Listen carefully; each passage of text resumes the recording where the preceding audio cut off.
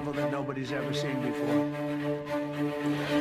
የዓለማችን ቀጣይ ዕጣ ፈንታ ነገ ማክሰኞ በኢትዮጵያ አቆጣጠር ከምሽቱ 2 ሰዓት በኋላ የሚታወቅ ይሆናል። በዛሬው ዕለት እንግዲህ አነጋጋሪው አወዛጋቢው የሀያሉ ሀገር መሪ የሆኑት ዶናልድ ትራምፕ ከአንድ ሰዓት ተኩል በላይ የቆየ ንግግር ሲያደርጉ ነበረ።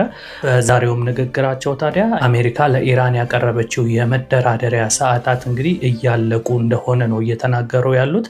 ስለዚህ ነገ ማክሰኞ ከምሽቱ 2 ሰዓት በኋላ ምንም አይነት የሰዓት ማራዘሚያም እንደማያደርጉና እስከዛሬ ኢራን አይታው የማታውቀውን አይነት ከባድ የሆነ ጥቃት እንደሚደርስባትና ኢራን የምትባል ሀገር በቃ ላትኖርም ሁሉ ትችላለች እየተባለ ይገኛል። እንግዲህ አሜሪካ ለኢራን ካቀረበቻቸው መደራደሪያ መሀል የሆርሙዝ ሰርጥን ያለምንም ቅድመ ሁኔታ በአስቸኳይ እንድትከፍት ነው የተናገሩት በዛሬው ዕለት። ታዲያ ይሄንን ማታረግ ከሆነ ግን ነገ የሚደርስባት ጥቃት ኢራንን እስከ ወዲያኛው የሚያጠፉበት አይነት ኦፕሬሽን እንደሚያደርጉ ነው እየተናገሩ ያሉት። ታዲያ የዶናልድ ትራምፕን ንግግር ተከትሎ በተለያዩ ዓለማት የሚገኙ ፖለቲከኞች እጅግ በጣም አስፈሪ ነው ለቀጣዩ ዓለማችን እየተባለ ይገኛል። ምክንያቱም ኢራን ይህንን ነገር ዝም ብላ ላትቀበለው ትችላለች። አሜሪካ እንዳሰበችውም ኦፕሬሽኑ በተሳካ ሁኔታ ላይጠናቀቅ ይችላል። ይሄ ደግሞ ለዓለም በጣም አዳጋች ሊሆን ይችላል እየተባለ ነው። እንደሚታወቀው በእነዚህ ሀገራት መካከል በተፈጠሩ ውጥረት ዓለም በኢኮኖሚ ከባድ የሆነ ቀውስ ውስጥ እየገባች ትገኛለች።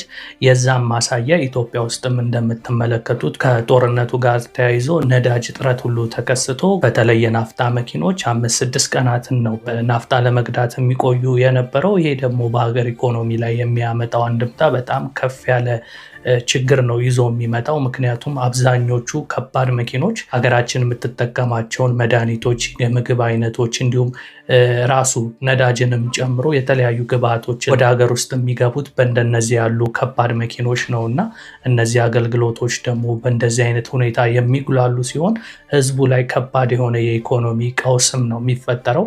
ከዛ ባሻገር በከተማ ውስጥም ደግሞ የሚገኙ ትራንስፖርት የሚሰጡ መኪኖች በነዳጅ እጥረት ምክንያት እየተስተጓጎለ ያለው ነገር ህዝቡ በአግባቡ ስራው ቦታ ላይ ሄዶ እንዳይሰራም እያደረገ ነው።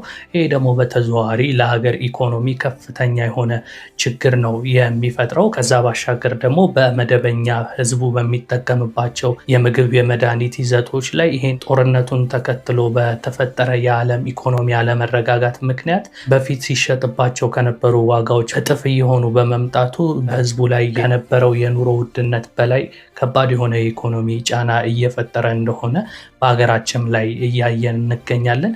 የዚህ አይነት ተመሳሳይ ነገሮች ታዲያ በተለያዩ ዓለማት በሚገኙ ሀገራት